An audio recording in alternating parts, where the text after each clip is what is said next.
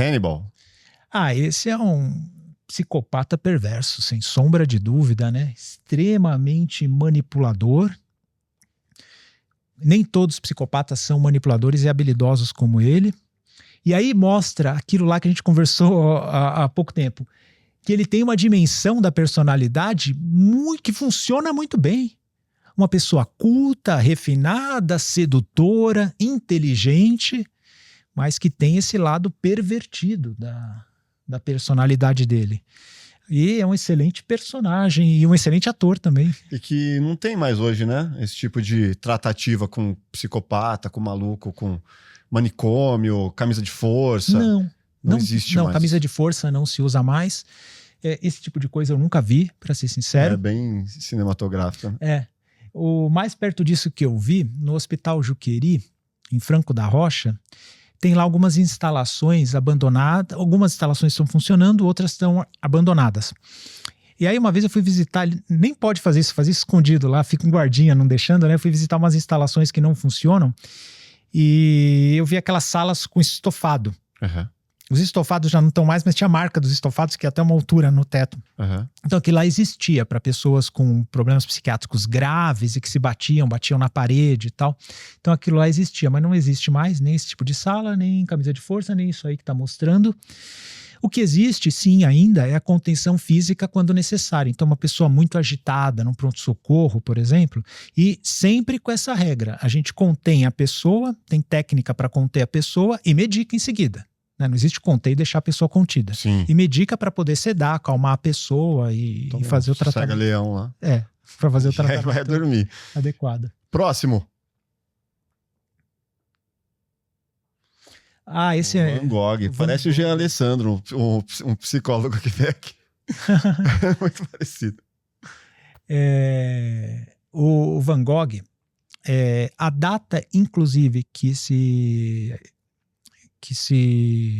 a gente usa de conscientização, data mundial, né, de conscientização sobre o transtorno bipolar, é o nascimento dele, do Van Gogh.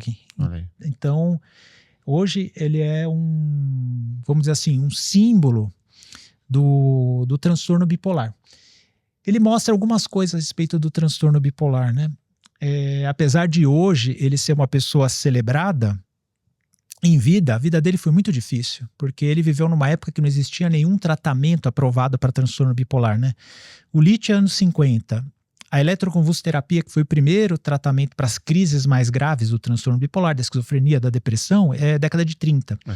Então, ele viveu uma época que não existia nenhum tratamento eficaz para o transtorno bipolar.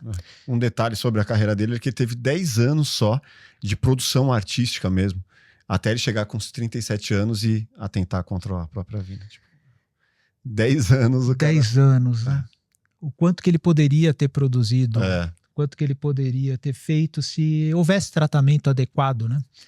Então foi por uma questão de algumas décadas, porque o lítio chegou na década de 50 e o lítio, além de ser uma medicação excelente para o transtorno bipolar, ela é aquela que tem um maior grau de evidência para prevenir esse tipo de desfecho trágico. Então, ele poderia ter sido salvo. Ou até mesmo, alguns anos depois, na década de 30, né?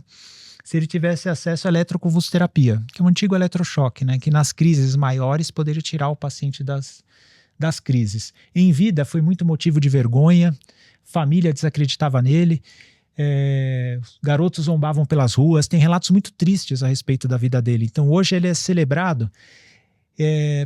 Tem uma crônica da Sônia Zagueto, que é uma cronista e repórter, jornalista, que é amiga minha. Eu fiz até uma narração dessa crônica e coloquei no meu canal a respeito do Van Gogh. E o título que ela deu é Mais Fácil Amar ao Longe. E mostra do quanto que ele foi desprezado e zombado durante a vida dele, durante os acessos dele, as sandices que ele fazia nas crises de transtorno bipolar, né? As dívidas... se apaixonava por prostitutas, passava vergonha, garotos zombavam pela rua e o único que dava algum amparo para ele é o irmão. E tem uma história que eu nem sei se é verdadeira, que o único quadro que ele vendeu em vida foi pro irmão, que o irmão queria dar uma ajuda para ele, dar uma grana para ele. E hoje ele está nos maiores museus do mundo, tem quadros deles que são invendáveis, né, os museus. E é muito comum, né, com artistas plásticos, que tem que esperar o cara morrer para a obra começar a valer bastante, né? É muito comum, assim. Então é isso. E ele vale essa lembrança, gente, do quanto que essas pessoas em vida são desprezados. E é a coisa que está acontecendo hoje. Uhum. Muitas pessoas que às vezes não têm o tratamento adequado porque não alcançam, não têm o tratamento adequado porque não teve um diagnóstico adequado e passam coisas parecidas com o que ele passou e poderiam, e hoje teriam a possibilidade de um tratamento adequado e de uma vida mais produtiva, com melhores afetos, né? Vamos pro último aqui para dar tempo do comentando comentários. Coloca aquele do bigodinho. Eita, esse bigodinho não pode nem falar o nome dele aqui no YouTube. Então, eu tenho uma regra que aqui eu vou quebrar. Uma regra que eu não gosto de comentar pessoas. Uhum. Eu lembro que você me perguntou de uma pessoa que estava muito em evidência na política brasileira na outra conversa. Eu falei, não gosto de conversar sobre pessoa, porque o Harvey Keckley, né, que é o psiquiatra que cunhou o termo psicopatia tal qual a gente conhece hoje, ele falava que isso é paródia da profissão, que não deve ser feito, que chamava ele direto para falar se era psicopata ou não, tal. Mas nesse caso aqui eu abro uma exceção. É um narcisista ao extremo. Quem estuda a história dele sabe disso. Aqueles discursos histriônicos que ele fazia, ele treinava na frente do espelho, tem fotos a respeito disso, ele mandava tirar fotos dele para ele próprio ver como é que estava a oratória. A oratória, a expressividade dele, corporal, né? Então, narcisista ao extremo. Curiosidade que ele tentou ter uma carreira nas artes antes de entrar para a política, né? Foi frustrado nisso. E intelectualmente também, extremamente vaidoso, né? Ele com os generais dele, ele teve uma carreira militar que chegou a ser cabo, salvo engano, então ele não teve muito sucesso na carreira militar e se vangloriava de ter conquistado a Europa sem ter ido para a academia militar com os generais dele, né? Então, é um narcisista, obviamente também, como muito comumente acontece, tem uma personalidade psicopática, né? Um psicopata associado ao narcisismo, muito intenso aí. E a maldade, onde entra aí nessa história toda? Esse lado malvado, perverso, isso é a psicopatia? O que é? Boa. O lado, o que pode pôr na conta da psicopatia é o déficit de empatia. Tá. A maldade seria um ingrediente a mais. Agora, um ingrediente a mais que combina muito com o prato. Sabe, aquele tempero que combina muito com o prato. Porque uma pessoa que tem empatia, dificilmente ela vai exercer a maldade nesses níveis. Tá. Você entende? Então, maldade é algo a mais. Ele não define a psicopatia. O que define a psicopatia é o déficit de empatia. Quase tudo na psicopatia pode ser explicado pelo déficit de empatia. Tá. Outra grande parte pode ser explicado pela impulsividade. Tem gente que acha que psicopata todos são frios e fazem tudo muito calculado. Isso é mentira. Tem muito psicopata impulsivo por aí. Que não é o caso dele. Ele fazia tudo muito bem calculado. Tá?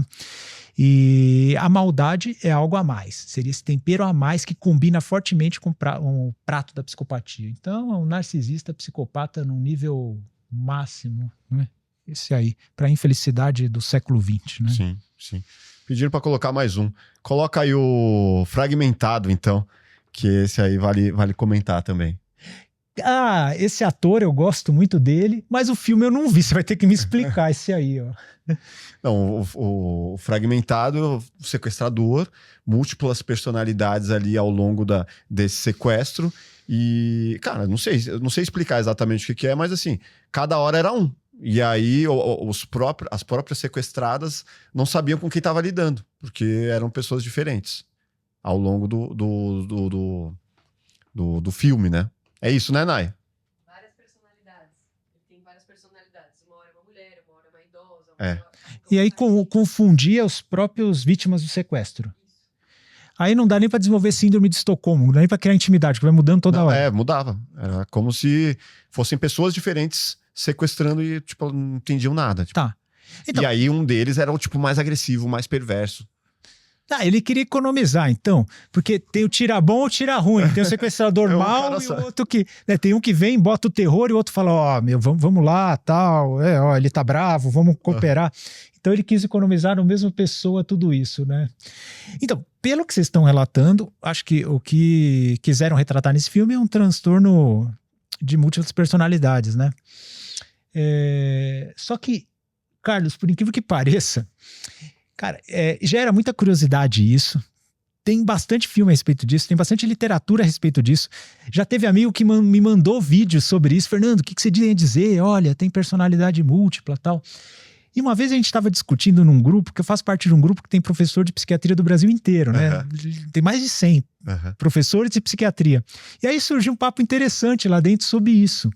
E a imensa maioria, para dizer todos lá, né? Ninguém tinha visto um caso desse, assim, indubitavelmente um caso de personalidade múltipla. Ninguém nunca tinha visto. Aí teve um até que usou uma frase de efeito. Ele falou, cara, tem mais filme e livro falando de personalidade múltipla do que paciente. Ele falou assim. Puta. E aí eu contei um caso que eu vi na minha residência há muito tempo, depois nunca mais vi algo semelhante. Eu lembro que eu era até recém-chegado na residência, eu tava com um residente R2. A gente chama R1. Eu tava com R2, né? Uhum. Ele falou, Fernando, vai entrar um caso intrigante aqui. É uma senhora que passou por um trauma muito grande, que ela foi ter que reconhecer o filho no IML, o filho teve morte violenta, se envolveu com criminalidade, né, com facções, essas coisas, e teve uma morte violenta, ela teve que reconhecer o filho no IML. E depois disso, ela assumiu a personalidade de uma criança imatura. E não melhora com nada de jeito nenhum.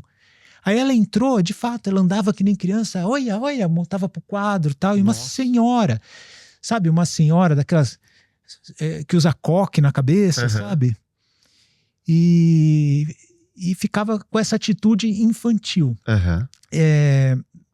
Assim, não dá pra...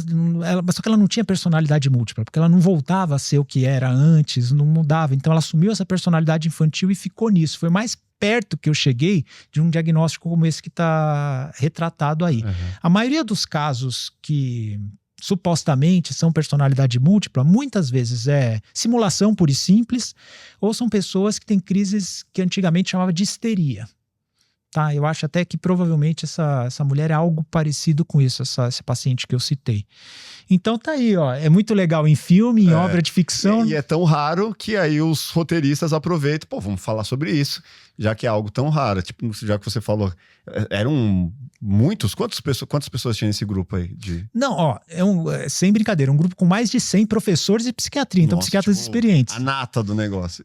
E ninguém falou lá que tinha visto um caso como esse. Bom, se você gostou desse corte, com certeza vai gostar do episódio completo. Vá na descrição, pegue o link, se inscreva no nosso canal, deixe seu like e até o próximo Plugado Podcast. Grande abraço, valeu!